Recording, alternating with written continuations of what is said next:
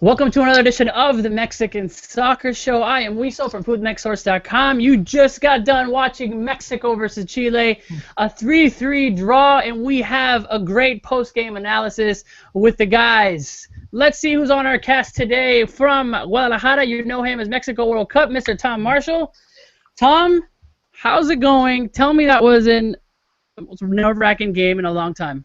It was good. It was a great game, wasn't it? It really was. Oh man. Intensity. Yeah, I don't know. Yeah, it was just had almost everything. Yeah, much improved Mexico, I thought. Definitely. I mean, we're looking at totally different on coming in. The surprise of the Bolivia game. Everything is coming into order. But obviously, there's still more to come from Mexico. Jason, who was also on our pre-show. Thanks so much, Jason, for joining on with Cesar and company. Jason, how are you, sir? Good. Yeah, it's one of those, I mean, as a Mexico supporter, you look at that game and, I mean, almost like what happens from now on, you want Mexico as far as you can and do whatever they can in this tournament, but it's one of those performances that, you know, I'm going to leave this and be pretty happy with what Mexico did because they showed up tonight in a big, big way and put in a fantastic performance. It was just highly entertaining and they just killed it out there, so it was great stuff. Oh, definitely great stuff. Well, if you're joining us, definitely stay and go into our chat. If you're in a desktop computer, go in and chat around. Ask us questions. We're going to be here analyzing the game, and let's go ahead and get started, guys. An amazing performance, I think, from a couple of players. Definitely surprising, and then it looked like it was just a back-and-forth struggle for Mexico coming in and just trying to defend. We'll go over everything that happened, but I guess in summary, if you've seen the game, 3-3, goal from Boso, 2 goals from Boso and also Jimenez. So first, let's talk about obviously what we saw in the positive side before we go into a negative. The positives of this game, and I'll ask both of you, Tom and Jason. Obviously, the positive is that we got another point. We're sitting in third place so far, but we don't have a loss. What's the more other positives that we can take up, not only from the players, but the fact that Mexico has 2 points, Tom? All right. I think the way you're looking at this is forget the result.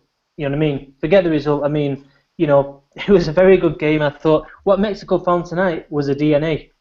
And we looked at the Bolivia game, we looked at the Brazil game in the friendly, the Peru game before that, and we were like, what is this team? What does it doesn't make sense. You know what I mean? We couldn't understand how is this going to work.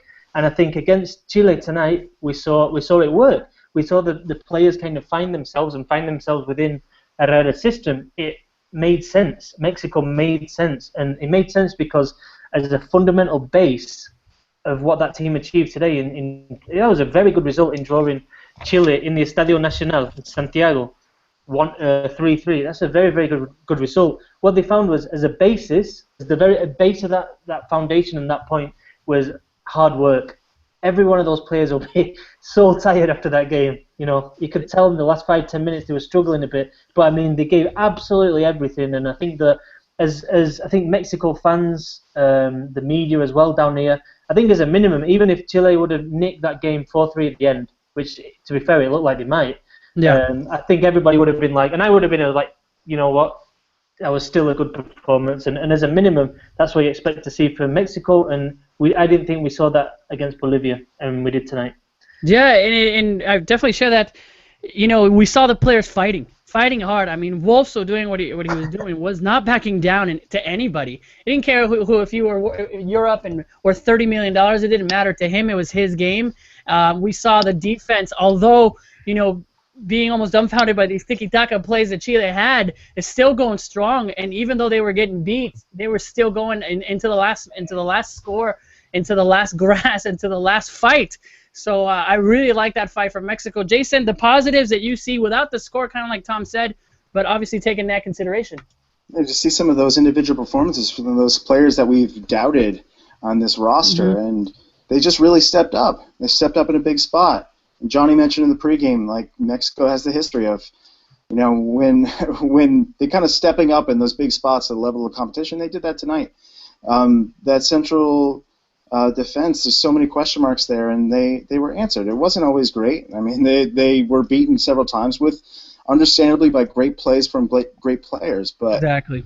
They stepped up and it made some really big performances. And Tom, to just that midfield. I mean, specifically, I'm looking at like Medina, who his game against Bolivia, he needed to have a big game against Bolivia and really didn't. And Jerry Flores, both of them were just all over the pitch during that first half, just covering so much ground, breaking up passes everywhere. I mean, just, man, really, really impressive from that midfield and that back line. Good stuff. It really looked like the game was all Chile. I mean, we had some runs, some in there, and I'd really like to see the numbers, the percentage of his execution and the shots on goal. Not that many shots on goal. In fact, I don't remember that many being missed. I think Jimenez had a couple, but it wasn't like Mexico, shot 8 times and conceded, and it got 3 in. I mean, very, very tight. Mexico playing that counter and playing it right. Yeah. I really like the top 2 guys. I mean, having Volso, we questioned him. But what they did was exactly what was needed in this game, and I really like Piojo for that, and really applaud him that he knew we needed some scrappers with the control. Piojo, what he was doing behind, obviously with the goal to his back, and making sure he's doing it, just exceptional from Volso and also Jimenez. Tom, looking at the lineup and the starting lineup, do you think obviously Piojo got it right, or do you still some question marks on what coming in? Yeah, I think there's always going to be question marks about this team because it's a B squad. But I think tonight Miguel Herrera was vindicated. He's been vindicated big time.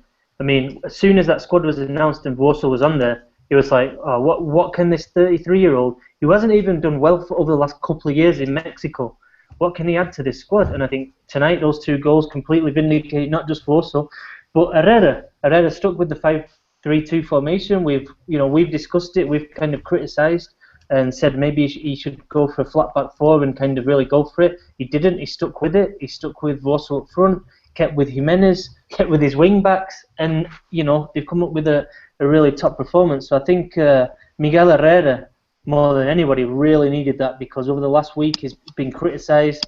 Ever since those political tweets, I think you can sense here in the media and stuff that there was a growing kind of, I don't know, just negativity.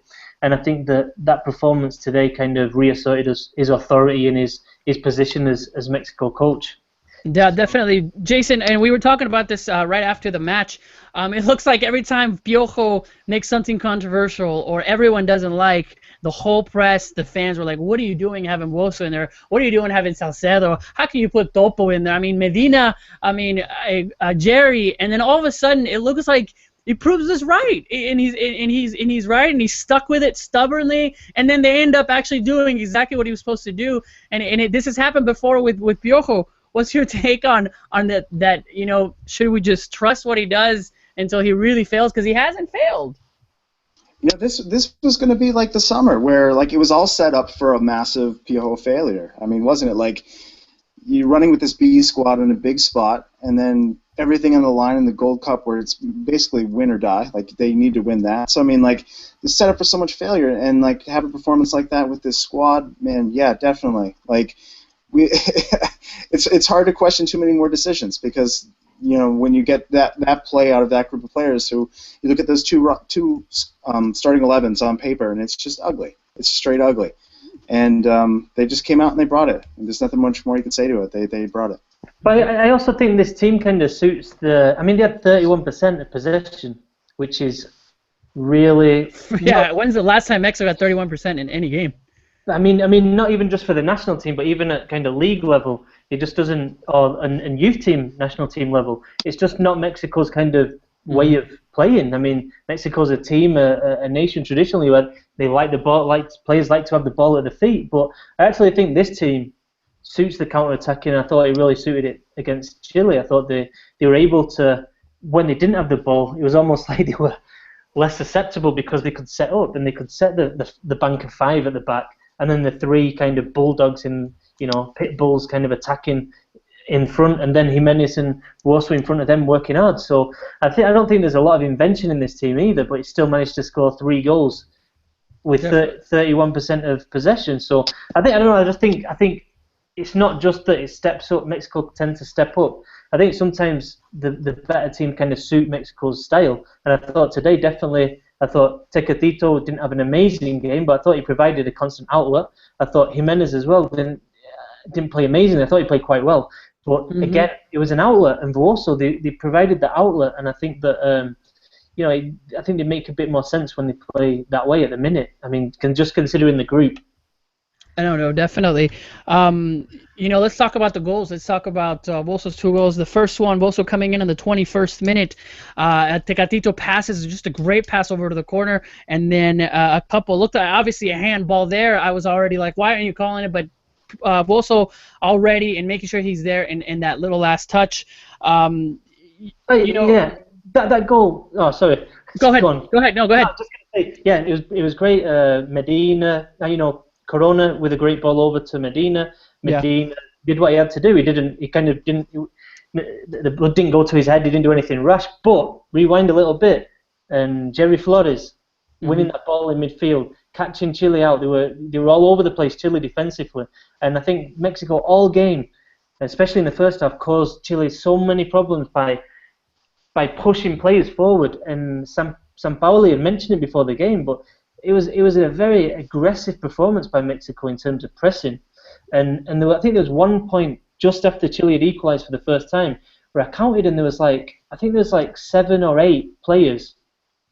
No, 6 or 7. Sorry, 6 or 7 players in Mexico's attacking third, and Chile had the ball. So Chile are trying to play out the back, and Mexico got 6, 7 of the players trying to get it back off them, which then forced Chile to go long. And they're clearly not as comfortable doing that. They like to play out their back. They like to draw you in, and I thought that was a real key to Mexico making it difficult for Chile. And I think Sampaoli has actually been saying that in the press conference that Mexico really made it difficult for them to come out playing like they're accustomed to. Exactly. Interesting the fact that Mexico's, they were able to give 2 goals up in the air, because that's not, Chile style, especially in their height. But let's talk about the Jimenez goal. I mean, a golazo. I mean, we haven't seen Jimenez, and it's not surprising that he does that, Jason. And it looked like he headed, and no one thought that was going in. In fact, I didn't even think he knew it was going in, because he was kind of just looking at it, and he celebrated as soon as it was going in. But the height that he had, his jump, his spring, as somebody said, I mean, it looked like he just had the hops. We've seen the talent. Is Jimenez back? They benched him on the first game. They started him on the second. I thought that's exactly what I said. He wasn't in, and now he's given the confidence. And we saw him take that confidence when he wanted to take 4 people from the middle, kind of a messy type of play all the way that he couldn't finish it. But talk to me about Jimenez and his goal, how important this is. I mean, it's certainly big for him. I mean, getting that back on the books, and having so many people doubt him, and then kind of coming in some rough couple performances in the lead up. So having that goal is huge, and he played well overall. Like, he was all over the field, and as Tom mentioned, like, he was that outlet. He was there, and he was moving forward, and like, he just had a solid play throughout the game. And it's that quality. I mean, he has that potential to be one of those great strikers, and you see that in just like the ability to get his head on that and just put that perfect placement. Just high quality from Jimenez. Impressive goal, definitely.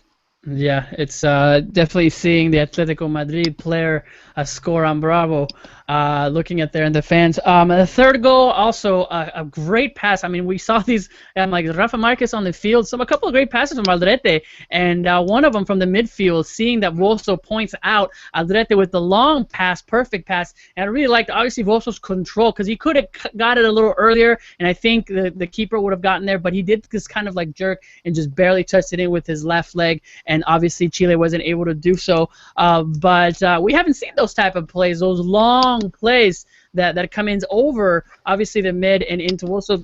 Tom, surprising from Volso to see that. It looks like old Santos Volso Toro in those type of goals that we see. I haven't seen that for a while, where he's coming in and being able to beat too strong and getting fast at 33 years old, beating the defender. Yeah, I wasn't very confident he was going to make it, to be honest. Yeah, right? He didn't look like he was going to, but he just managed to get it over the keeper. But yeah, I mean that ball. I think that goal. Yeah, obviously we also took it really well. But Aldrete, who it's been reported might have a fracture, which would be a real disaster, because he's been possibly Mexico's best player over the last few games. I mean, the obviously the winner of Liga MX, he was in the starting 11 after the first round from the Copa America. One of the best in the tournament so far, and what he's doing, what he did today. And then yes, reports coming out from the FMF that when he was subbed out, he was taken to the hospital. Hopefully for precautionary, but it looks like he might be injured. But definitely bad to see Aldrete, who's been playing phenomenal, not only here but also in the Liga MX. There's definitely the downfall. Let's go ahead and talk about that, Tom. I mean, you've seen it. Is going to impact a lot if he's not there in the last game. No Rafa, no Aldrete. Yeah, I think Aldrete is going to be a miss. I mean, it looks impossible that he's going to play in it on Friday. And I think Sampaoli as well said it in a press conference. It's like Jesus Corona just in front was kind of drifting out to the left a bit more than kind of like maybe a Guardado would in that position, and they kind of doubled up. So it's Aldrete and Tecatito Corona, and I think if I'm not mistaken, Aldrete crossed it for Jimenez, and in the first Mexico goal, Vuoso's goal also came from that left with. Yep. So I mean, I think it's disappointing, obviously for him, because he was playing very well, and potentially he was one of the only players that I felt was possibly pushing for that kind of A squad. You know what I mean? Like really, like doing good, doing well enough in the Copa America to push for the A squad. So disappointing for him. But overall, you gotta be satisfied. And Vuoso, he took his goal well, and honestly, just didn't expect anything from Vuoso. But that's what football's about, isn't it? The unexpected. Exactly. No, unexpected is right. Go ahead, Jason. On the BN broadcast, Ray Hudson cut in with saying that Vuoso had the heart the size of a pig. So I think that had something to do with his success. I think Vuoso, like, he had a great game. I mean, like, for me, he was one of the standouts in the Bolivia game, and there wasn't a lot of standouts, but he was working hard in that Bolivia game. He didn't get shots off, but he was setting everyone up in like a massive Bolivian defense, really like posting up, setting everyone up. Like, he was getting to all those balls, like. So we saw glimpses of that against Bolivia. So it really paid off for him in this game too.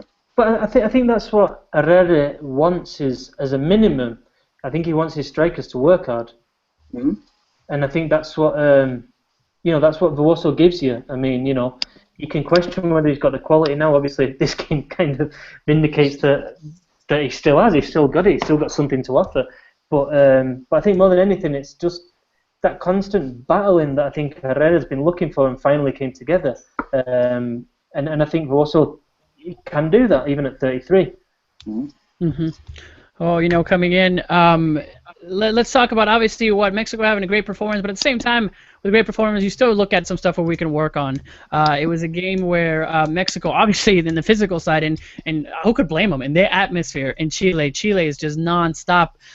We've definitely heard the Mexico fans there, but obviously Chile with going nonstop, and then obviously what happened in those goals, especially surprising the fact that they were in the air. Let's talk about what Mexico need to work on. Obviously, that confusion sometimes with Chile coming in too strong with so many players up front. Jason and I talked about it because on that 5-back line, if anyone makes a run, it gets a little bit too crowded and someone's left open, and there's where it came from, a perfect execution from the forwards, and obviously nothing Corona can do. But let's talk about those two goals, and what do you think Mexico needs to work on, obviously, for the third game, if anything, Mr. Jason?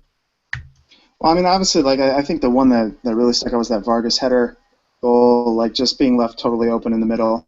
You have a group there in the back that doesn't always work together with a lot. Same with a lot of national teams, but it's a B squad national team. It's a mix of players in the back, and just that communication and such. Like, they were under pressure that entire game. So communication in that back line, who's making a run, who's covering up, just leaving those guys. That's the thing that really stuck out to me. And also working in where Wemes is. I don't think he had the greatest of games today. He had a lot to do in this game, but the communication between those three center backs and Wemes, I think that's the thing that moving forward for Ecuador to continue to try to lock down. I don't know. It's always a work in progress, right, with that kind of thing. So yeah. I think Corona as well. I know people on Twitter were saying it, possibly he could have done more for the goals, but I think that I'm not too sure myself, but definitely I'm not seeing a corona, not just in this game, but against Bolivia as well, just so shaky. Mm-hmm. Yeah. And I think that's radiating out to the defence a little bit as well. But I mean, I think if you're going to pick out the negatives, I thought the defending, especially from the crossing, was poor. I think Herrera said it in the post game press conference that, and I wrote in my piece. I actually wrote, this was a very good result for Mexico, but it could have been a famous victory. And if they had cut out a bit of the poor defending, because every single one of Chile's goals, as good as Chile are and playing at home, every single one of them were big mistakes by the Mexico defence. Now, the first one from Vidal, from the corner, I don't even know who was supposed to be marking him because there was no Mexican player anywhere near him. And even watching the replays, you're like, well, he just comes from absolutely nowhere and nobody is anywhere near him either. So, I'm not sure. But obviously you can't, that, like Jason said, that comes with players playing together and kind of working on the training ground for hours on how to pick up markers. And then the second goal, again, slack defending. I think Ayala and was it Valenzuela? Vargas just got in between them, but they're both like a couple of meters away from him. So obviously, that you can't be. That's slack marking. And then the third, that was a silly mistake really from Flores. I mean, it was clumsy. It was a rash tackle and really unfortunate because, as we mentioned, Jerry Flores played really well. He was all over the place. But all three goals were mistakes, and I think that Herrera, deep down, as much as he'll be pleased with that point, will also be thinking we could have made an absolute statement tonight by beating Chile in Chile. Yeah, I mean, I share that with you, but at the same time, we're lucky, obviously, not to get more goals. It looked like Chile was dominating the most of the game. In fact, I feel like every goal that Mexico made, I was surprised. I'm like, no, we don't got this. It's gonna be. At what point did I go? Oh my gosh, might be a blowout. There's so much pressure coming in. They held in there. And I think a 3-3, sign it at the beginning of the game. But at the same time, I believe that maybe we could score. It was so easy on those counters that we can do it again. And it happened at times where Chile had the possession, Chile had the momentum, and Mexico just spoiled the party and kept going with it. And with that 2-1, it was the only time we were up. But when it was that 3-2, and then one disallowed goal, and then another disallowed goal, from the offsides, where we can talk about obviously that play and what the refs are doing, but definitely, obviously, Chile fans are not happy with those calls. I'll say it again. In the Bolivia game, I felt like we were, we weren't given those penalty calls, 2 or 3 of them, not Piojo's 4. But that's just the way it is. And I think we were lucky to get a win, especially with those calls. But very, very important to see. Yeah, there was a bit of luck, wasn't there? I mean, yeah, there was a bit of luck, but I mean, I thought this time it was kind of, whereas the Bolivia game, you kind of just left with a kind of like, all right, Miguel Herrera saying that there was 4 penalties and this and that. It was like, you thought, well, really, did Mexico deserve to win that game? And you felt, not really. If you're Bolivian, you'd be like, what a performance that was from us, we held Mexico. And I think this time it's the other way around. It's like, Mexico was so aggressive and kind of intense in the play that you felt like they kind of deserved a point, especially considering you're going into the away team. I mean, Mexico don't really play many games where they're actually the away team. It's weird, even against Bolivia. I mean, I think there are more Mexican fans than Bolivia fans. So yeah, I thought they did exceptionally well.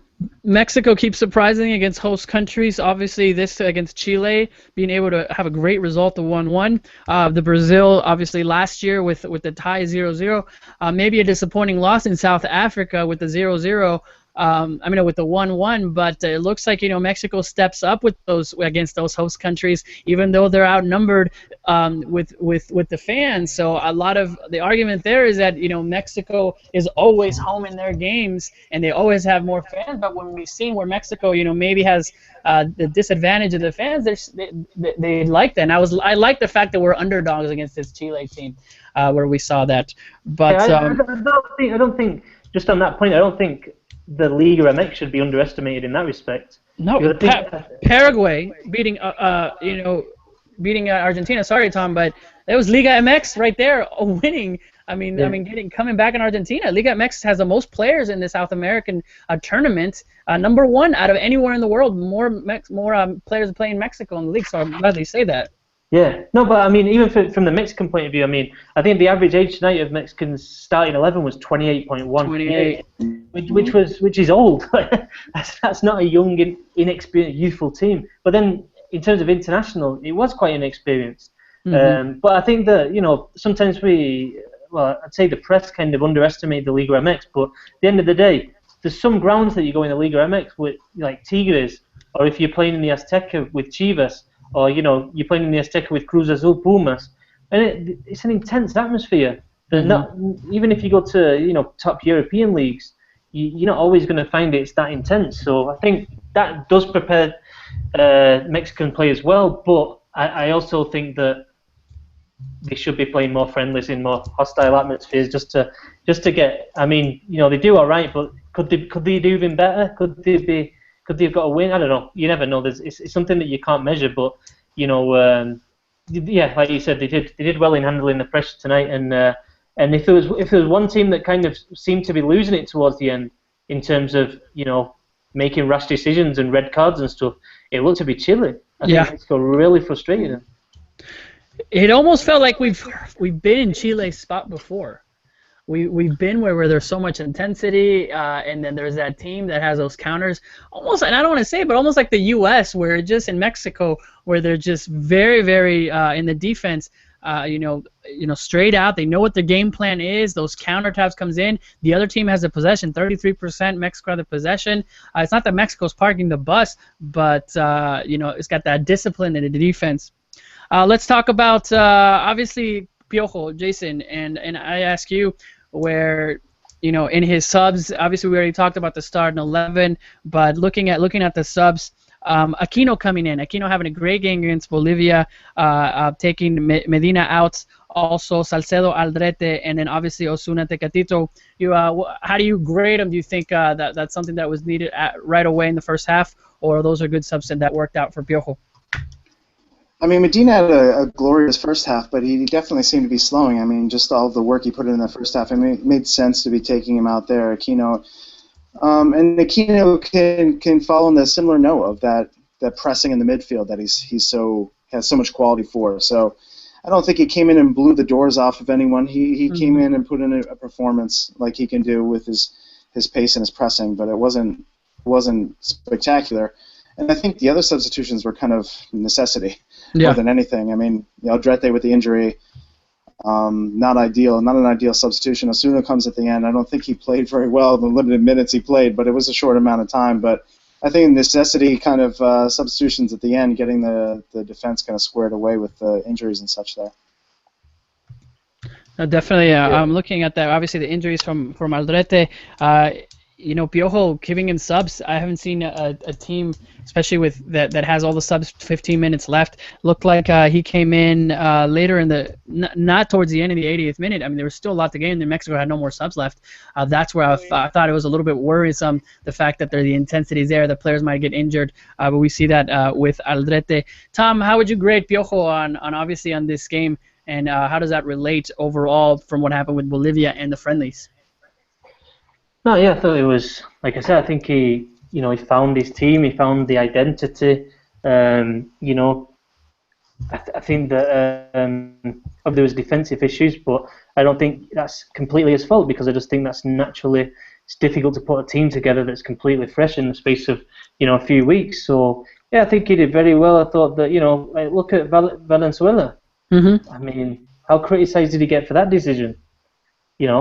When people kind of found out that he might be the one who's picked, I thought Valenzuela played okay. He had a good game, you know what I mean? Yeah. So yeah, I thought Herrera today, he needed that, and I think that the fact that he got it bodes really well going forward. I sometimes think he lets himself down, but it doesn't always come across very well when he's like, yeah, we're going to reach the final, and it's like, okay, I don't think people tend to believe him as much now, and I think that if they'd have lost that and lost heavily, which was possible given the strength of this Chile team, I thought that he would have come under big criticism, and he needed a reaction tonight, and just in terms of like a player like Alexis Sanchez, who obviously had his moments, but he's obviously Chile's danger Well, yeah, obviously you've got Vidal as well, but in terms of like someone who can absolutely rip you apart and just take the game away from you in a very short space of time, I thought Mexico dealt with him really well. I thought he was trying to look for space, and I thought that Herrera's Mexico kept it really compact, so they didn't have space to run at players, which is obviously where he's most dangerous. Yeah, definitely. I'm looking at I look like Piojo did his homework, and he knew, and he told the players this was going to happen, and was going to be a hard-fought battle in the back. Jason and I talked a little bit about obviously the calls, and we mentioned a little bit, but getting those offside calls. But as something that we mentioned, especially there's so many players in the box. In those calls, in the offside calls, that I know it could either go either way, and you give the advantage on that offside, but as opposed to the other side of Piojo, of Mexico, where there was only 2-3 players, and it was a little question on Vuoso coming in, but all of the action was in Mexico's box. On that respect, I think Mexico did a great job, Jason. In the fact that there was so much of that tiki-taka we mentioned, but Mexico was able to find a way not to go through. Also, Chile missed some opportunities, but it wasn't like they had an open goal and they were missing left and right, because Mexico, I think, dominated in there, and that's what frustrated them so much. Yeah, they remain consistent. Even when that first 15 minutes of the second half, Mexico was looking a little sluggish. Mm-hmm. And you see Chile really starting to amp it up, and it was looking like this could turn really, really badly. But they kept the number of shots to a minimum. They just continued to attack the ball in the midfield and just continued to just win the ball. And just that attack of the ball and sending it forward and keeping the pressure on, keeping Chile honest, like they were able to get it done. And obviously those 2 goals that Chile probably scored and were called back could have turned the result. It doesn't change the fact that Mexico, as you said, like they earned a point tonight. Very good, yeah. Let's talk about. Let's go with the man of the match. The broadcast from BN Sports named, I think, Vuoso man of the match. For you guys, who's the man of the match, Tom? Yeah, I think you have to go with Vuoso. I think Flores would have pushed him had he not given away the penalty. I think Aldrete for that ball over the top, which at the end of the day was just a moment of magic that basically really helped Mexico get the equaliser. Jimenez would be up there. I thought Güemes did all right. I thought Medina played well. I thought there was plenty of good performances, but I think you have to, just for that finish and the composure that Vuoso showed for that second goal, I think you have to give it to him. Yeah, I would have thought that the best player scoring 2 goals, possibility of a hat trick. I was like, if Vuoso scores a hat trick, you have to take some kind of South American blood to South America, because the last time Neri Castillo also had an amazing tournament, and his parents are Uruguayan. Every time, no matter, find a South American player to take to the Copa America. Obviously, in my point of view, Vuoso, having a great game in what he did. The one thing I do mention is I don't have a player that played badly. I don't have a player that I can go, oh my gosh, he was horrible, because everybody's mistake in that, obviously in those 2 goals that Mexico gave up, those same players had amazing. I thought they had a great game, stopping that Chile attack in the bottom in their half. So, Jason. Disagree with the man of the match from BN, Tom, and I? No, you got to say Vuoso. I think, I'm tempted to say Aldrete because that pass was just so fantastic. Yeah, it was just an amazing pass. But he goes off injured.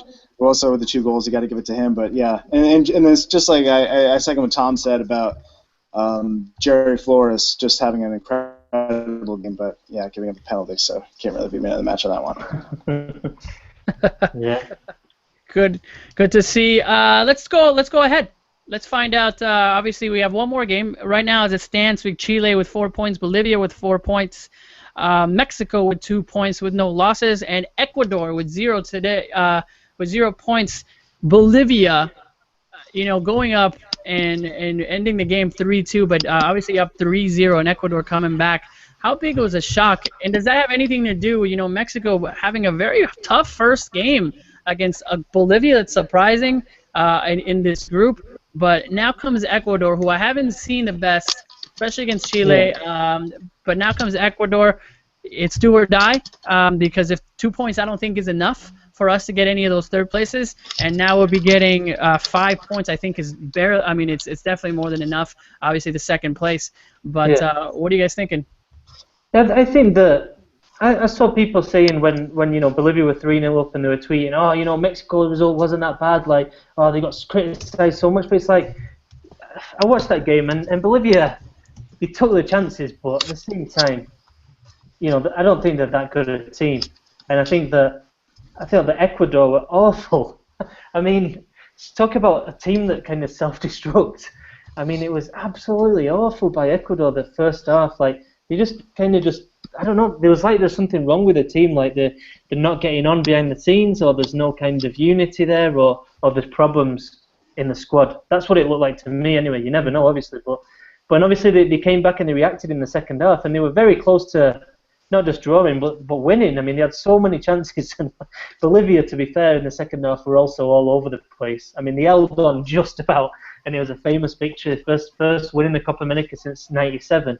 But I mean, I think the way you're looking at that game from a Mexican point of view is that I think El Tri and Miguel Herrera can go into that game on Friday full of confidence in terms of if they can match that intensity they showed tonight against Chile, they've got a very, very good chance of getting a result against Ecuador. With the caveat to that is that let's not forget that this Ecuador team do have some very good players and players that can they can win a game in a couple of moments, like Jefferson Montero, obviously played for Morelia, and Enner Valencia, ex-Pachuca. Those two, you have to look at them and think, be careful, and also Bolaños, who's down there with, I think, who is it? Emelec? Yeah, with Emelec. So, but overall, I'd say Mexico now going to this game on Friday as the favourite to win. And they might only need a point as well. They may well only need a point depending on other results in other groups. Yeah, Paraguay did it 4 years ago, going all the way to the final without winning a game on regular time. They tied 1 point in the group round and went and beat, obviously, penalty kicks. And we've said that no extra time in the knockout games. Jason, going into that Ecuador match, going in as a favorite, I think, but at the same time, I think the players know they need to win. I think it's going to be a hard game. I don't think it's going to be an easy game. Looking especially at Bolivia, looking at all these games, I haven't seen a team go in there as the favorite and actually pulling off a win like a favorite in this whole Copa America. No, and you have two teams that are coming in there basically in the same mode almost. I mean, like the bad result against Bolivia, hard fought against Chile, and okay, so we're up against each other, and maybe you kind of see Mexico and Ecuador kind of in a similar mode in some ways, like with that counter speed and the counterattack and some dangerous goal scorers, as what we see with Vuoso now. So we'll see. I don't know. It could be definitely those dangerous players for Ecuador, but that are known well to a lot of these Mexico players. So it's going to be an interesting match. Two teams that desperately need to win, so it's going to be a lot to play for. Should be a good one. Interesting to see that if Mexico does get a win, and for anything Chile and Bolivia have a tie for whatever, everyone has 5 points. And then we'll look at, obviously, is it goal score first or goal differential? And then after that would be goals scored, then goals against, if I'm not mistaken. So it'll be interesting to see on what happens. But Mexico could be looking to be, I don't think they can be first in the group unless, I don't think the math can be that Mexico can be first in the group anymore. But looking in the second, if the others two draw, then Mexico win, and then it can be on goal difference if they stick a couple past Ecuador. But they would. Oh yeah, I guess if they skip, so that's where we're looking at, and then everybody would have the 5 points, like we kind of mentioned. But we'll see. Well, that the scoreline 3-3. Mexico has had success in that same stadium, if you remember the Sudamericana with Pachuca winning there. So very familiar for Mexico fans looking at that. I remember staying up till looking at that match really, really late with Pachuca, but.